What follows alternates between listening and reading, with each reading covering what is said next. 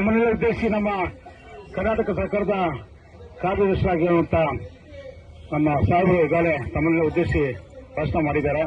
ಹಾಗೆ ಅವ್ರ ಜೊತೆ ರಾಕೇಶ್ ಕುಮಾರ್ ಕಮಿಷನ್ ಕೂಡ ಬಂದು ಹೇಳಿದ್ದಾರೆ. ಇವ್ರ ಜೊತೆ ನಾವು ನಿರಂತರವಾಗಿ ನಾವು ರಾಜಗಿರಿಯವರೆಲ್ಲ ಇನ್ನೂ ಹಲವಾರು ಜನ ಚರ್ಚೆ ಮಾಡಿದ್ದೀವಿ. ಇವರು ನಮ್ಮ ಪರವಾಗಿದ್ದಾರೆ. ಯಾಕಂದ್ರೆ ಇವ್ರು ಕೂಡ ನಮ್ಮ ಸಮುದಾಯಕ್ಕೆ ಸೇರಿದವರು. ಅವ್ರು ನನಗೆ ಸ್ಟಾರ್ಟಿಂಗ್ ನಮ್ಮ ಪ್ರಿನ್ಸಿಪಾಲ್ ಸೈನ್ಸ್ ವಿಚಾರದಲ್ಲಿ ಮಾತಾಡಿದ್ರು. ನನ್ನ ಜೊತೆ ಹೇಳಿದ್ರು ಇದನ್ನ ಸಿಂಥೆಟಿಕ್ ಪರಿಗಣಿಸನ್ನ ಮಾಡಬಹುದು ಅಂತ ಹೇಳಿದ್ದಾರೆ. ಅದರಿಂದ ಬಹುಶಃ ನಮ್ಮ ಉಪನ್ಯಾಸಕರಿಗೆ ಅದು ಒಳ್ಳೇದಾಗತ್ತೆ. ಹಾಗೆ ಬೋರ್ವೆಲ್ಸ್ ಹಾಕುವಂತ ಒಂದು ಕೆಲಸ ಮಾಡ್ಕೊಡ್ತೀನಿ ಅಂತ ನಾವು ನಿರಂತರವಾಗಿ ಹೇಳ್ತಾ ಇದೀವಿ.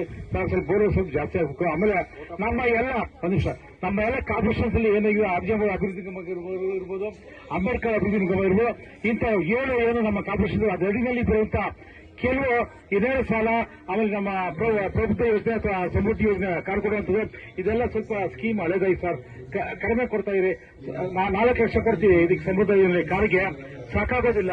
ನೇರ ಸಲ 1 ಲಕ್ಷ ಕೊಡ್ತೀವಿ, ಏನೇನು ಸಾಕಾಗೋದಿಲ್ಲ. 50,000 ಸಬ್ಸಿಡಿ. ಸೊ ಅದನ್ನು ಹೆಚ್ಚು ಮಾಡಬೇಕು ಅಂತೇಳಿ ನಮ್ಮ ಒಂದು ಇದು.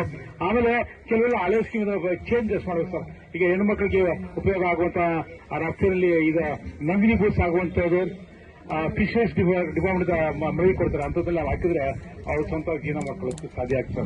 ಸೊ ಅದ್ರ ಬಗ್ಗೆ ಈಗೆಲ್ಲ 3 ತಿಂಗಳಿಂದ ನಾವು ಪತ್ರ ಕೊಟ್ಟಿದ್ವಿ. ಅದ್ರ ಬಗ್ಗೆ ಸ್ವಲ್ಪ ಗಮನ ಹರಿಸಿ ಎಲ್ಲ ಕಾರ್ಪೊರೇಷನ್ ಮೀಟಿಂಗ್ ಕರೆದ್ರೆ ನಾವೆಲ್ಲ ಸೇರಿ ಒಂದು ಮಾತಾಡ್ತೀವಿ. Thank you. ಈ ಸಭೆ ನಿಮ್ಮ ಅಲ್ಲೇ ಪರವಾಗಿ ನಾನು ಕಾರ್ಯದರ್ಶಿ MP ಮೋಹನ್ ಮತ್ತು ರಾಕೇಶ್ ಕುಮಾರ್ ಅವರಿಗೆ ವಂದನೆಗಳನ್ನು ಸಲ್ಲಿಸ್ತಾ ಇದ್ದೇನೆ. ಹಾಗೆ ಕಾರ್ಯಕ್ರಮದ ಭಾಗದ ಇತರ ಅಧಿಕಾರಿಗಳು ಮತ್ತೆ ನಮಗೆ ರಕ್ಷಣೆ ಕೊಟ್ಟಂತ ಪೊಲೀಸ್ ಅಧಿಕಾರಿಗಳಿಗೆ ಮತ್ತು